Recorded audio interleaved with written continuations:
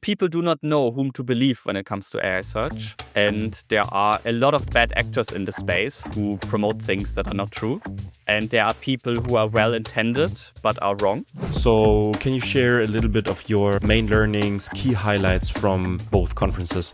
Treat SEO like poker or treat GEO like poker, because the following things are true. Nobody knows all the cards. Every player knows some cards. Everybody can make decisions based on the cards that they know. Second point, half the players are bluffing. Not playing is a risk. And then lastly, good players do not need a perfect hand to win. Before we dive in, you're listening to the Masters of Search podcast with me, your host, Niklas Buschner. Each week, I sit down with some of the smartest people around the world in SEO and AI search to bring you their strategies, mental models, and top pieces of actionable advice. If you enjoy this podcast, don't forget to like and subscribe and follow it in your favorite podcasting app or YouTube. It helps us get top-notch guests and create the best possible content for you. Let's dive into today's episode. It is time again for a new episode of MonthlyLandwehr, my favorite format in this podcast. For everybody that does not know the format, every month, or at least we try every month, but with all the conferences, etc. that is happening, sometimes it's hard. I try to get Malte on the mic to talk with me about everything that has happened in SEO, in AI search, everything that Peec AI is doing, what he's seeing in the market, what he sees is working, is not working, etc., what he's up to. And today we have a full pad because a lot has happened. You have been busy traveling, you have been busy speaking, and you have been busy researching. So a lot to unpack. But first of all, happy to have you, Malte. How are you today? Happy to be back, and I'm great. Nice, cool. So let's do a little recap. So you have been present at two, I would say, important marketing conferences. One is a SEO conference, Brighton SEO, and one is the OMR festival, which is more of a bigger digital marketing conference. How did you like the two? I enjoyed both. Personally, I learned more at Brighton because the format is more suitable to go to a lot of talks, while OMR was more running around trying to catch people and talking to them. But both were really, really good events. So you've been in the industry now for at least a decade, even more. What would you say, how have these conferences changed over the years? Yeah, so I might shock you, but it's been over 2 decades. 2 decades, okay.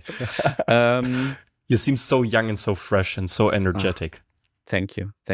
I'll turn 40 this year, so whenever somebody says I look young, I take it as a serious compliment. I mean, the OMR, it really started as a very small thing, right? Like as a gathering, and then it turned into this giant event that now had, I don't know, 70,000 visitors or something, 90,000, I have no idea. I think 70. Tens of thousands, 70,000, okay. And also Brighton SEO actually started, I think, like 20 years ago as like a gathering. They were meeting in a little room over a pub. And now it's this giant conference with hundreds of talks. So these two events specifically have grown massively, also to a scale that didn't exist 10 years ago. And of course, everything has become more professional, right? Like it used to be a couple of people gather, and sometimes the people who are supposed to give a presentation know about it in advance, and sometimes they even had slides. And now you have a booking management that makes sure every speaker has the right speaker deck, and there's a professional backstage area. And for example, at Brighton SEO, there wasn't even time for any Q&As. It's just 3 or 4 talks, one after another, no break, just to get as much time and as much talks inside people's head as possible. And yeah, so everything has become more professional, more efficient. Lots of change over the last 1 or 2 decades. And what would you say to people if it's worth it to go to such a conference? So Brighton SEO is definitely worth it if you want to learn about SEO, especially if you are a beginner or somewhere in the advanced stage. You can learn a lot. If you are I would say on expert level, you are unlikely to learn a lot, unless you go to talks about topics that you are not that deep in. I think if you really want a deep expert knowledge, there are other talks or other conferences, but very, very few. And OMR is really a bit of everything. If you go without a plan, you can easily waste 2 days just aimlessly walking around.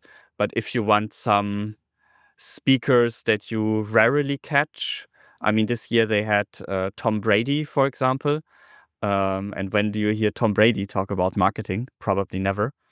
And he actually shared interesting things about leadership. Like I didn't attend his talk, but there was like an executive lounge where he gave a fireside chat afterwards. And that one I attended. And he had interesting things to say about leadership and how he lived his role as a leader.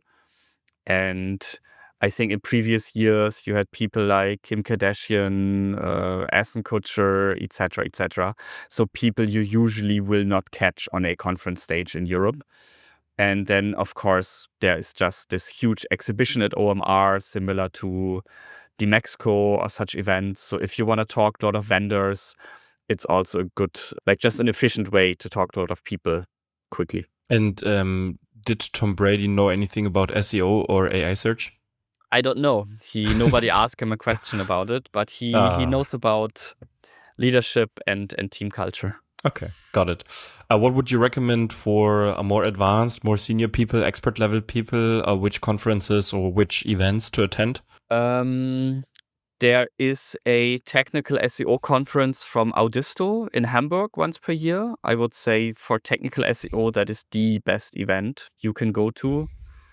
And then it really depends. Like you can go to something like, I mean, of course, I'm very biased. What's European events, right? So you can go to something like SEO Campix in Berlin, which is more like meeting a lot of people. And then the learnings are actually between the sessions. I've heard good things about SEOcom in Salzburg. Many people say it's like super high quality. I've personally only attended once, so I can't really judge. And then again, if you are based in Europe, generally the SMX events are good to catch a few international speakers that you would otherwise rarely catch in Europe. Cool. And maybe on that note, a little advertising from ourselves. If you are still free on October 22nd this year in Berlin, we are also hosting a rather small event. So it's not 70,000 people, but rather a little less than 200 people.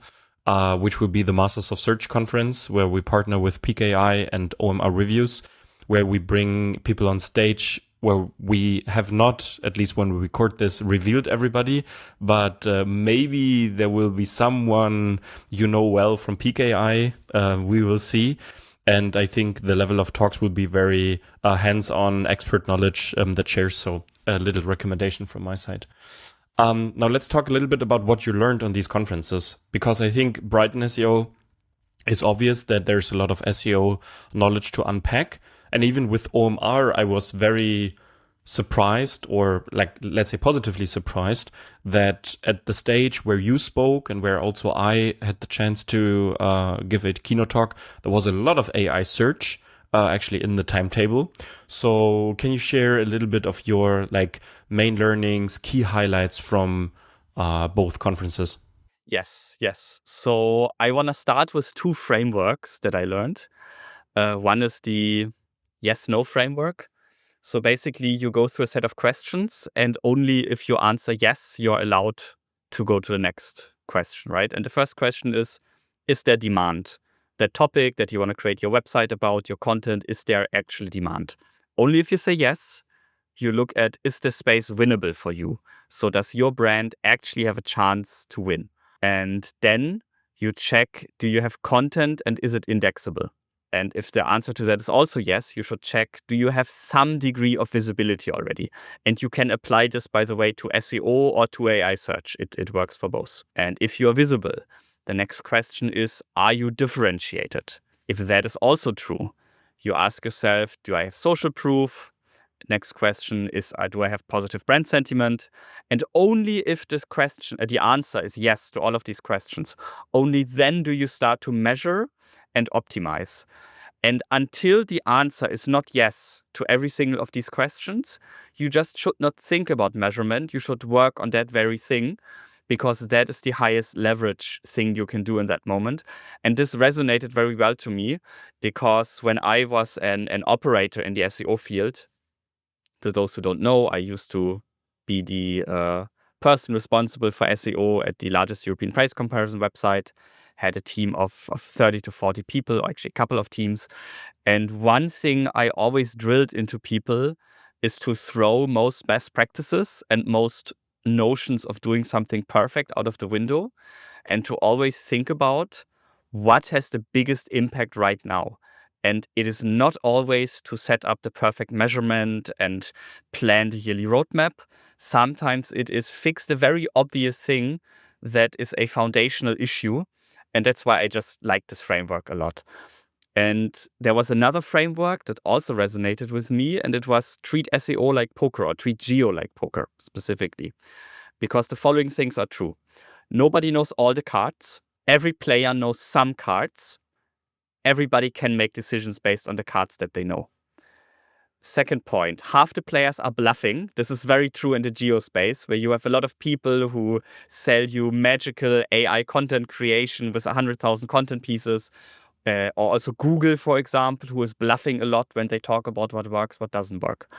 Then not playing is a risk. In poker, if you never play, you automatically lose after a while. And the same is true in AI search. If you are too afraid to do anything, you also lose. And then lastly, good players do not need a perfect hand to win. And this resonated with me also very, very well, because, and this comes from my practitioner time as an SEO, you cannot always know everything. But very often, knowing a little bit is enough to start optimizing. And this is, again, for me, all about translating theoretical SEO knowledge and best practices into real business outcomes. And I think this poker analogy also helps people to actually get doing, do some impact, have some impact. And I especially like the notion about not knowing all the cards, because something that I always used to tell my team is, and I didn't invent this, but I forgot who invented it. In SEO and also in AI search, everything falls into 3 buckets. There are things you can control. You can control if there's no index tags or not, if a URL is blocked in robots.txt, what content you publish. This is your control. You can influence things. Yeah, for example, your snippet in the Google search result. You can influence that, but you cannot control it. And lastly, there are things that you can only observe, like a Google update happening or ChatGPT switching to a different model. You cannot influence these. And I always instilled it in my teams.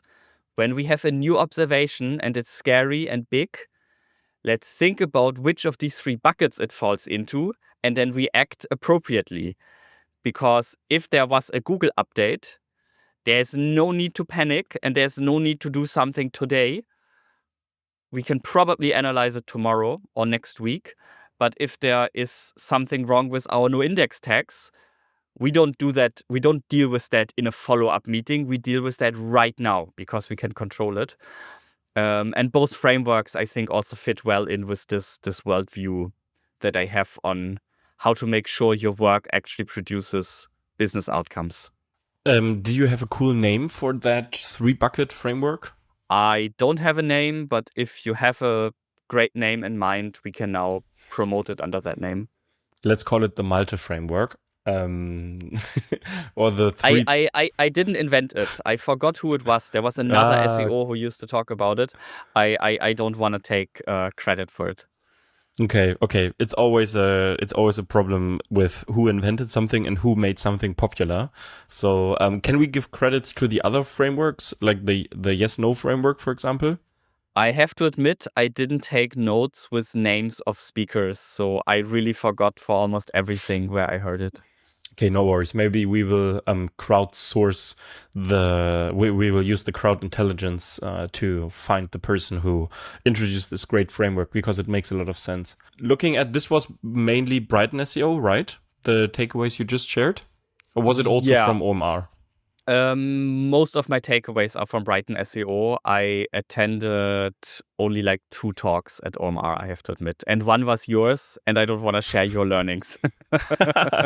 No, You that's can fine. do that on your own. But that honors me. But was it also your feeling that even if you, because obviously you also had to give a keynote, you had to give a masterclass, you probably also had to talk to a couple of partners and clients, etc.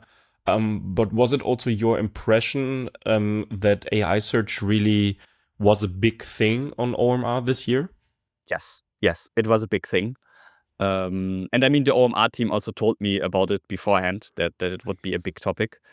Because at the end of the day, as a conference, you have to deliver the content that people want. And right now, people want to learn about AI search. And I mean, also OMR uploaded the videos afterwards. And for example, my talk on AI search is now the 4th most watched video from that conference. So there really is interest in the space, and then it just makes sense for conferences to give it a stage. Yeah. Are you Literally. sad? Are you sad that you are still behind Pip Klöckner's State of AI, or I don't know what the title was, but his famous AI keynote. I think if I'm losing to Philipp Klöckner, then I'm still doing pretty well in Yeah. life. Yeah, I would agree. Did you check the State of the Internet keynote? I mean, the big headline keynote that OMR gives every year, because there was also a huge segment about AI search, AI reviews, etc. It's on my to-do list to watch it. I've seen outtakes of it that people shared on social media, so I feel like I got the gist of it.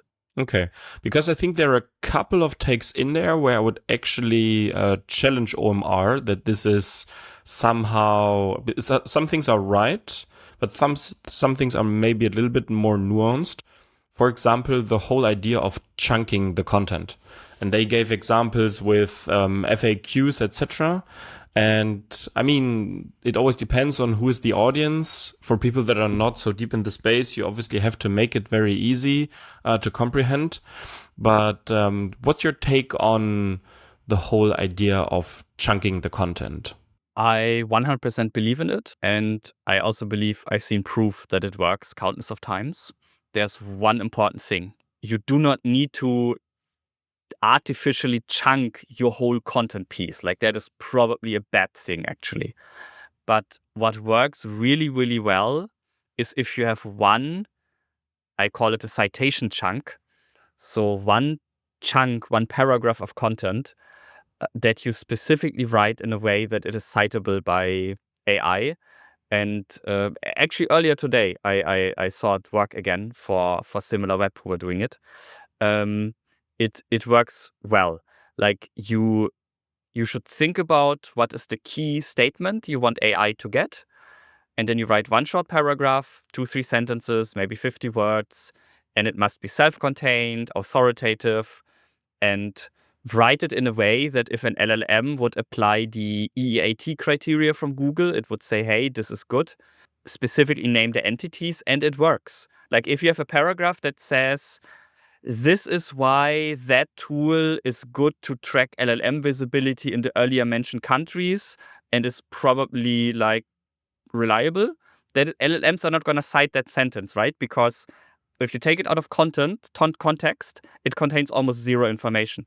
But if you write based on what people write on Reddit and reviews on G2, Peec AI is the best solution to track LLM visibility in China. That is something that LLMs are much more likely to cite.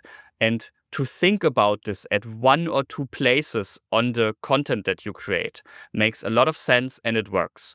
Now, obviously, if you write a summary on top or put questions, answers on the bottom, that tends to be the kind of format that fulfills these criteria. But you do not want to write your whole article like this. It would be very painful as a human to read content like that. So don't chunk everything. You also don't have to translate your whole article into a list of bullet points, which is what I've seen some people recommend. But to have this citation chunk in there, it does work. And ideally, it's on the top of the page. That's why for longer pages, like I would say 1,000 words or more, I would actually not do the FAQ on the bottom because it's less likely to be cited if it's that low. I am 100% convinced it works, but people should not bend over backwards to chunk everything, which reads very, very horrible. Okay, because I was specifically asking about this because I think especially in the last 1 or 2 weeks, there was a lot of discussion again about the guidance of Google and how reliable the guidance of Google is. And to build that bridge, there was a post a couple of months ago about Danny Sullivan. I'm actually not 100% aware who Danny Sullivan is at Google, but it's someone from Google, said on one podcast, I don't know if it's the Google search office hours or something podcast, that he does not want content to be chunked and that he does not recommend it, blah, blah, blah. And now we again had this moment of basically two camps. The camp that says, hey, look, Google now launched some guidelines on how to do GEO or not to do generative engine optimization, etc.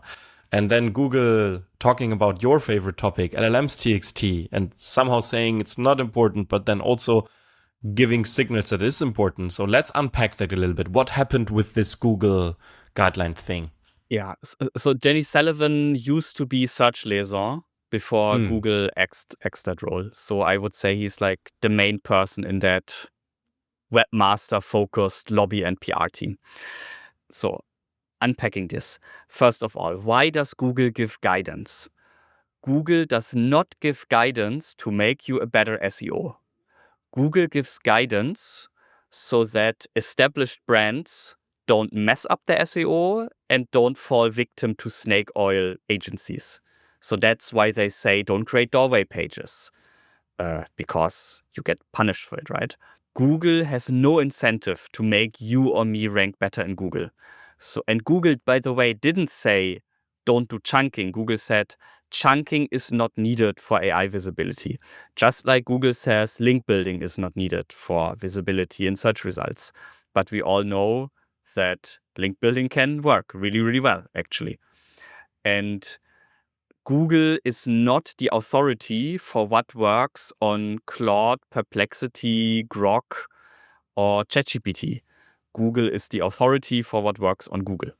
So even if we assume that Google had our own best interests at heart, they would still only talk about Google. So very important.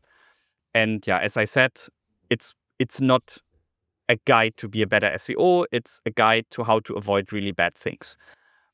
And what, of course, people should take away from this is I don't need to chunk everything. But if I want to optimize, if I really want to be the best, right now chunking works. And if something didn't work at all, Google usually doesn't mention it. For example, Google never mentions don't do keyword stuffing in your meta keywords. But doing this is a complete waste of time. Everybody who does it just wastes their time. So why does Google not advise people to not doing it? Because they don't look at meta keywords at all anymore. So it doesn't work anymore. It's not relevant anymore. So they don't need to warn people to do it. I mean, when did Google speak the most that buying links is bad? They did that at the time when buying links worked really, really, really well. When did Google introduce the site reputation abuse rule? When it worked really well and when they had no way to algorithmically detect it. So I think the interpretation of this chunking advice is kind of obvious. I'm always shocked that so many people use it as like, this is now the holy Bible of how to do SEO. Because if you follow everything that Google says, you avoid doing really bad things, but you also avoid doing all the good things that actually give you the big success. And then the llms.txt, there are two perspectives, right? There is the I want visibility perspective, and there Google is right. llms.txt is a waste of time. It's just a normal text document. But for agent readiness, so how do I explain to an agent how to use my website? How do I make it possible for agents to discover my MCP server, my AI, my API? How do I explain to agents how to obtain an API key? For all of these things, and llms.txt is a really good tool. And that's why it's included in the Google Lighthouse audit. And here SEOs need to remember, Lighthouse is not primarily an SEO tool. It's for accessibility and usability, and agent accessibility will be part of this in the future. And what do you think why so many people were so, I don't know, excited, or at least it made the impression to me that they're excited about this guide from Google, optimizing, quoting here the title, optimizing your website for generative AI features on Google search. Yeah, I mean, people do not know whom to believe when it comes to AI search. And there are a lot of bad actors in the space who promote things that are not true. And there are people who are well-intended but are wrong. And if you consume content from a few months ago, you might read something that was correct at that time but is no longer correct. And since people have way too high trust into Google, they think, now Google talked about it. Okay, now we have a real source. And of course, Google disagreed with some things that people who are deeply into AI search talk about. And then SEOs who are not into that topic, I think they just like it. Like, yeah, you see, you were wrong. I guess that's why people were so excited about it. So it's still just the polarized camps, basically, the ones that are skeptical of AI search in the first place, seeing their narrative confirmed and then saying, ha, told you. And then on the other hand, basically people that believe in AI search to be a thing, to put it very broadly, saying, hey, Google just always had the advice, create great content. And SEO was never just create great content, but far more than that. So this is basically why we see that. But what would you recommend people to do about ambiguous signals? Because in this very guide from Google, they mention llms.txt, and they say you don't need to create new machine-readable files, AI text files, markup or markdown, etc. But then on the other hand, we have, as you already mentioned, Lighthouse, where they explicitly mention llms.txt and where it's actually also checked. So this is something where I sense that some people are just confused. And obviously there are things behind it and details behind it, but it's just, hey, on the one hand, you say it's not important, and then seemingly it is important. So what's true? I mean, both is true, right? It is not needed for visibility in search. It is recommended to make your website usable for agents. These are just two different concepts. And something can be right in one worldview and not correct in another worldview. So, and actually, this is how many people have described llms.txt for years, right? Like, I wrote a blog article about this shortly after I joined Peec AI because I was so annoyed by it. And this is exactly what I said back then. Like, it's not about discoverability. It's about understanding when agentic usage is intended. And people just need to understand that these are two separate things. Now let's talk about something that you just published recently, because as we already said, there are like some people that just pump out advice, and it's sometimes called snake oil, and they do not ground it in actual research. But the team at Peec AI is always busy in basically putting your papers where your mouth is. I don't know how to make a good saying out of this, but actually checking what works by compiling first-party data.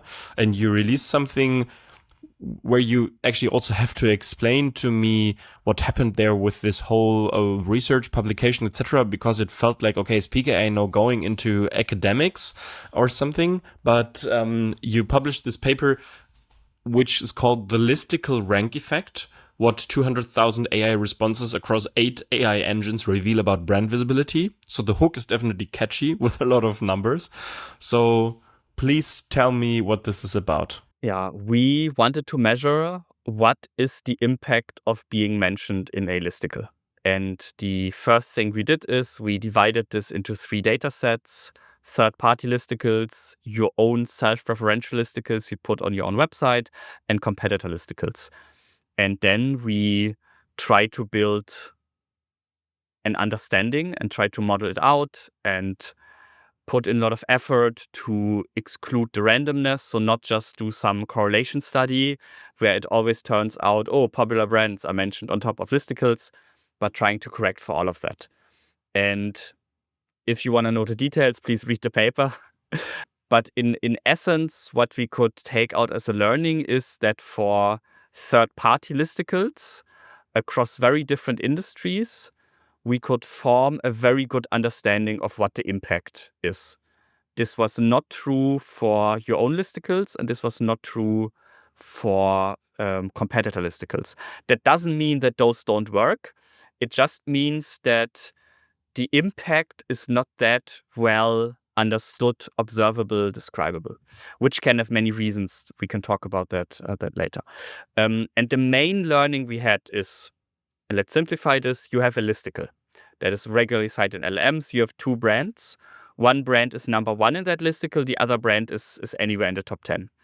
The brand that is listed number one will have a 13 to 17 percentage point visibility increase, meaning the chance to be mentioned. So if their chance to be mentioned was 20%, with this listicle, it will be 33 to 37%. Yeah, it's a really huge increase. And they will also be, on average, ranked higher position-wise. So if they used to be, on average, in the LLM answer on position 5, with that listicle number one placement, they will go to position 4 or 3. And the amount of times that they are mentioned within the answer will also increase by 0.5 to 1 times. Of course, these are averages, right? If you're already at 100% visibility, that listicle will obviously not increase your visibility, etc., etc. And this is, of course, across multiple different answer engines. And it can be bigger impact in ChatGPT, lower impact in Grok, etc., etc. But these are the averages that we observed. Now, for the brand that is only mentioned in the top 10, we still observed, over millions of observation, a 6 to 16 percentage point visibility increase. Slightly higher rank in the answer, but not even 1 position gain. So what we can know for sure is any mention in the top 10 is good. So if you ever ask yourself, should I be not mentioned in the listicle at all, or should I be on position 9? Position 9 is better than not being mentioned at all. And if you ask yourself, do I really want to be number one, or is it okay to be anywhere? If you just want to optimize your visibility, actually being placed anywhere in the top 10 is just fine. If you really want to be mentioned on top in the LLM answers, you need the number one spot in the big, most important third-party listicles. That is essentially what our research found out. And I gave a pretty big range, like 6 to 17 percentage point. That's huge, right?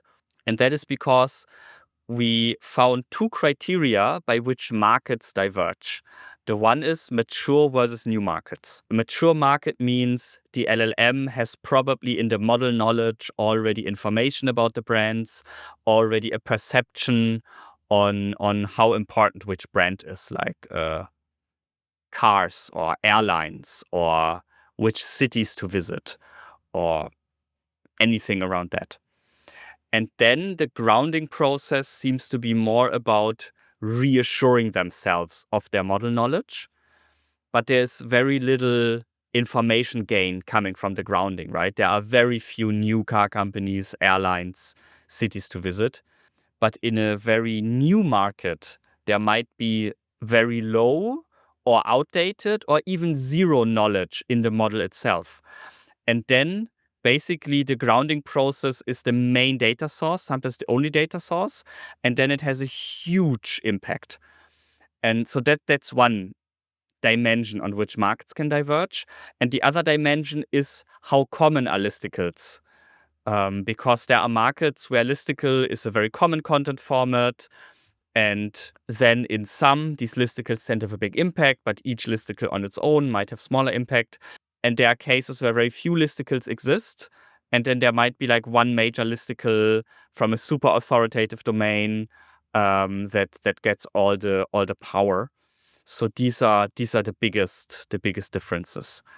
And yeah, I think another thing that could be interesting, there are LLMs that usually cite very few URLs. And there, of course, one listicle can have big impact. And there are also LLMs or LLM-based answer engines that cite a lot of pages, like AI mode, AI overviews, and usually have a lot of sources. There, the impact of each single listicle tends to be smaller. And yeah, we have all the numbers in the paper, but I think going through them here is just boring. But yeah, this is the rough summary of what our research showed. So the key takeaway is that I should closely monitor citations of third-party listicles for the prompts I track, and then see how I can get into these listicles and ideally as far to the top as possible. Ideally position 1. So Yeah, okay. we had industries where we could observe that like position 2 is strictly better than position 3, etc., etc. But if we are being very scientific here, I have to say we also had cases where there was no huge difference between position 2, 3, 4, 5, 6. In those cases, the only recommendation would be somewhere in the top 10, ideally be number 1. Logically, it would make sense that position 3 is better than position 4, etc., etc.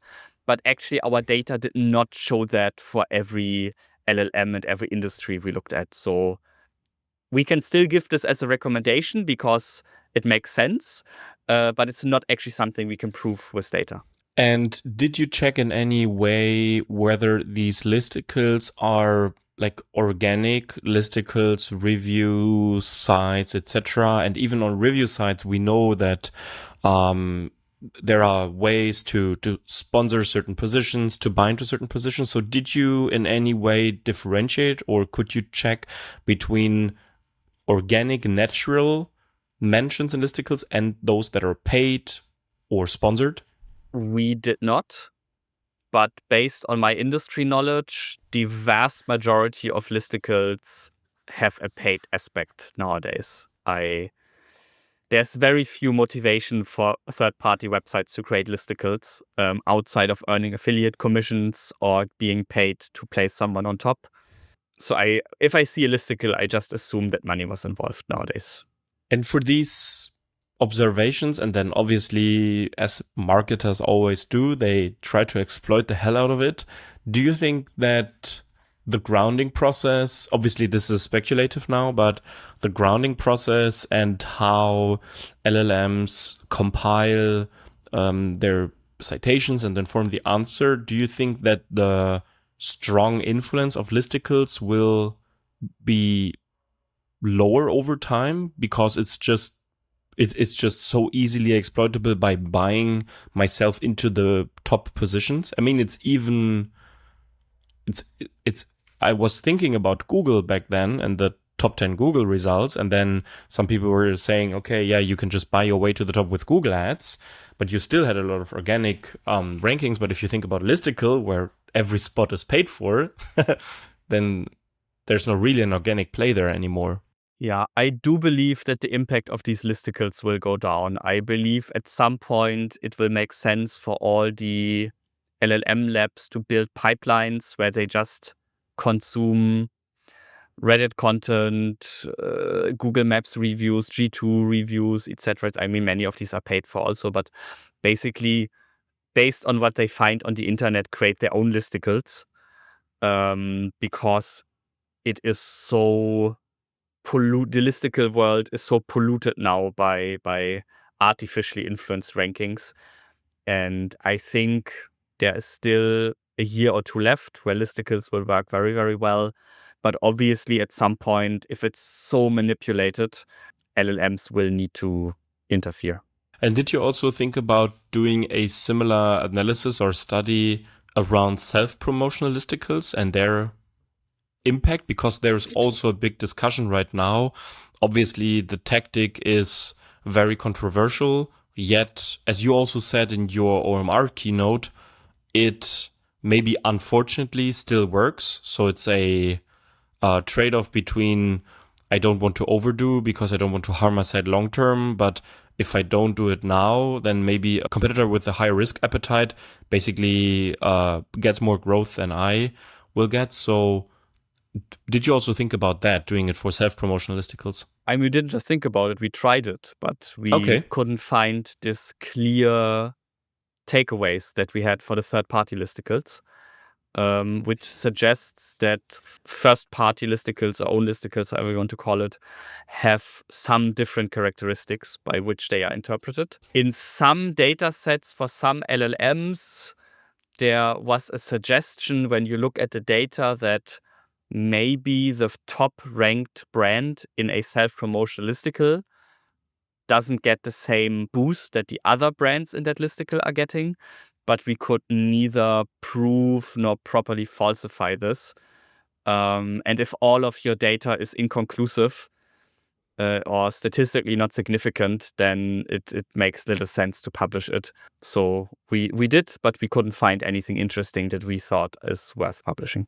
Okay, now I can imagine a couple of, I would say, also marketers with a higher risk appetite thinking about, wait a second, but I could now register third-party domains, so to say, and publish listicles on there. And the domain is not my brand name. So Peec AI would maybe hypothetically buy a domain that is called geo-tools.com or .ai or .io, and then you publish a couple of listicles on there, maybe also some adjacent content that somehow creates the feeling of this being an industry blog, and then you create these listicles and you put yourself on top, and then it's suddenly not a self-promotional listicle anymore, at least maybe the LLMs don't recognize it, and then this is a great strategy, right? What would you say to those? I mean, people are doing it. And it works. Right now, it works. There is also a business model already where people buy keyword domains like, I don't know, SEO conferences, SEOconferencereviews.com. That's not an example. It doesn't exist. And then they list SEO conferences. And then they say, hey, you want to be ranked number 1? Pay me money. And by the way, we were cited 16,000 times last month by ChatGPT.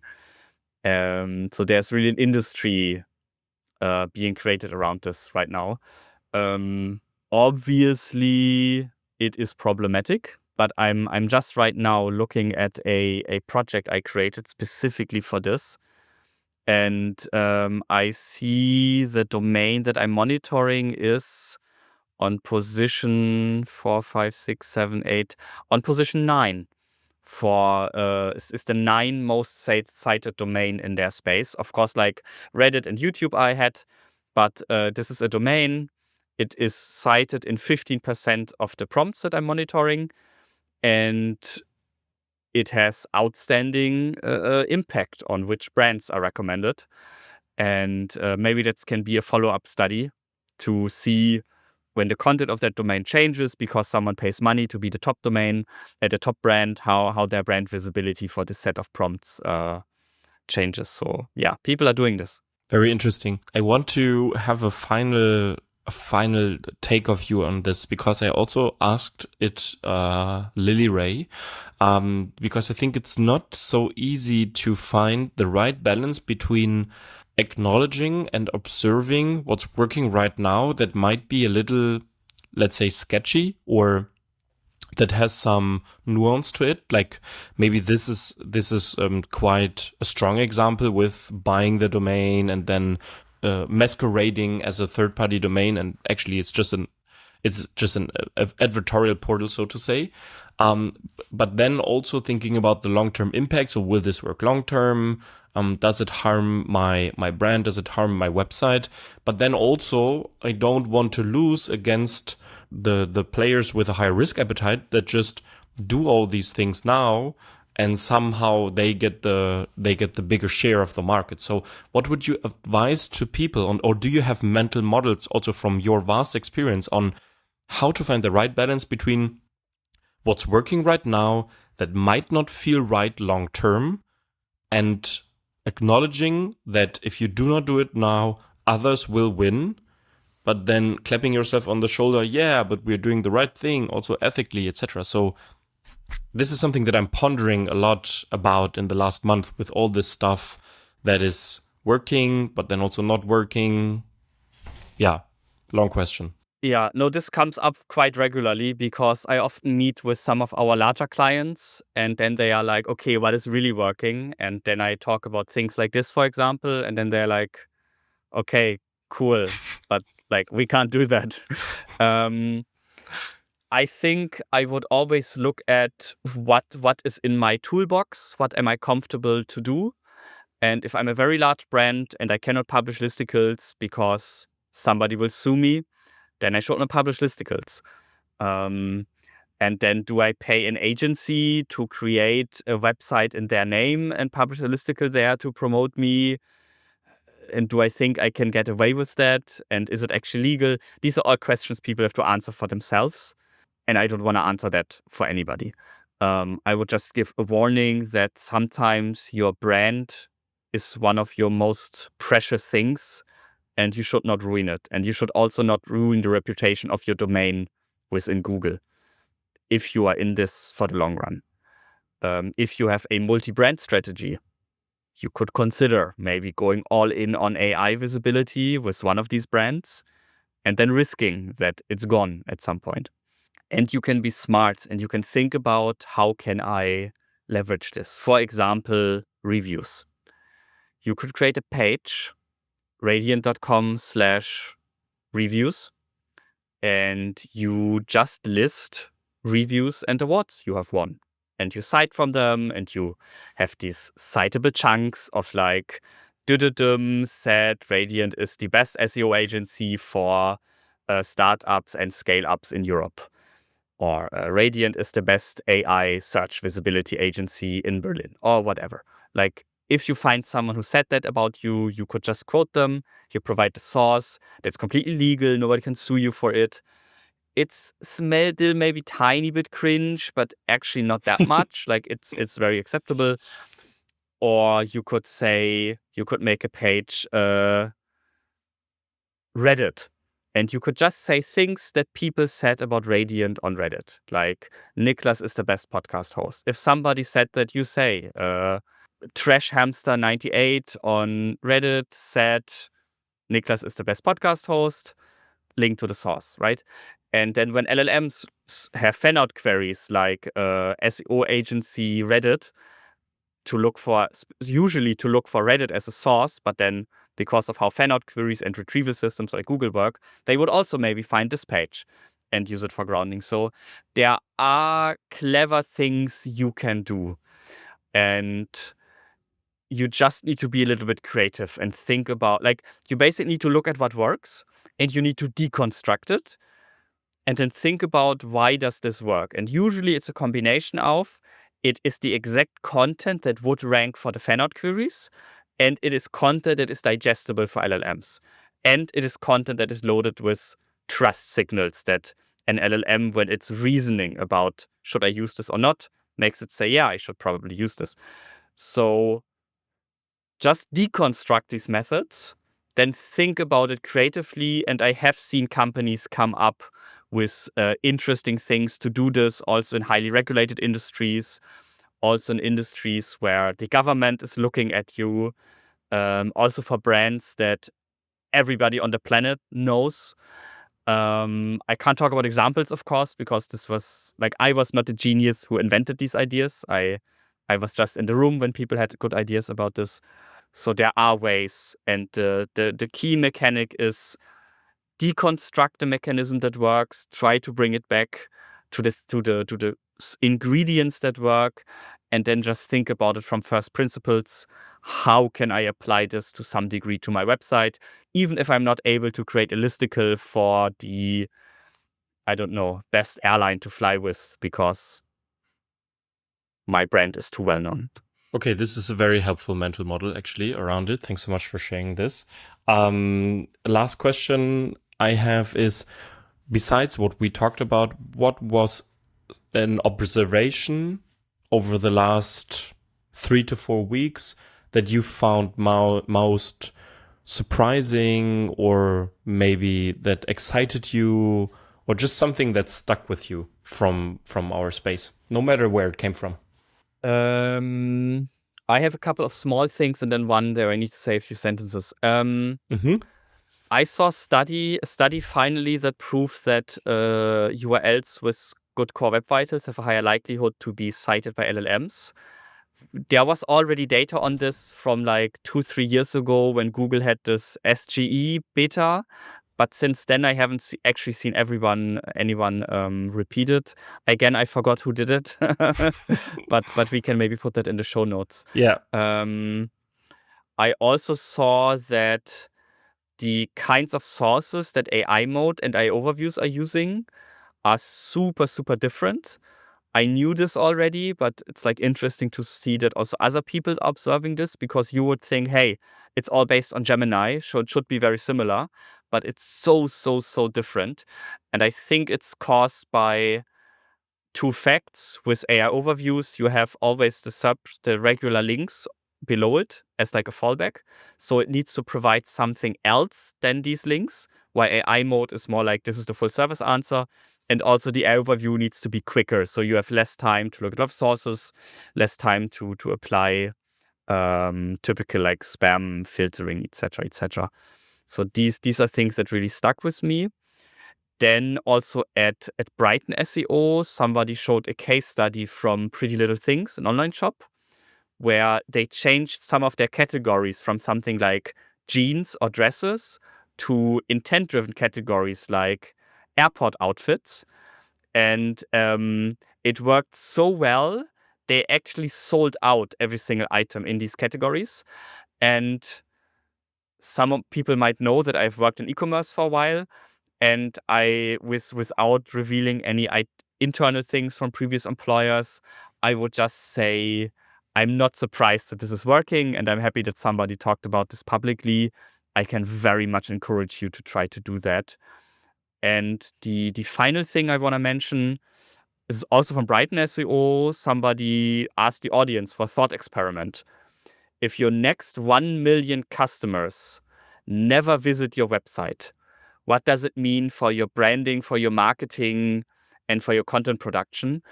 And if you do that, you probably end up with a strategy that is also really good for AI visibility. Awesome. Malte, thanks so much. There was so much in this. I think a lot for people to unpack. It's always great to talk to you. And we will make a great effort to see that we can find all the credits to the people you mentioned and the ideas and the frameworks. I'll do my best with the help of my very, very good and disciplined friend, Claude. And always a pleasure to talk to you. Already looking forward to the next one, and wishing you and the team at Peec AI all the best. Likewise, and thank you. Thank you so much.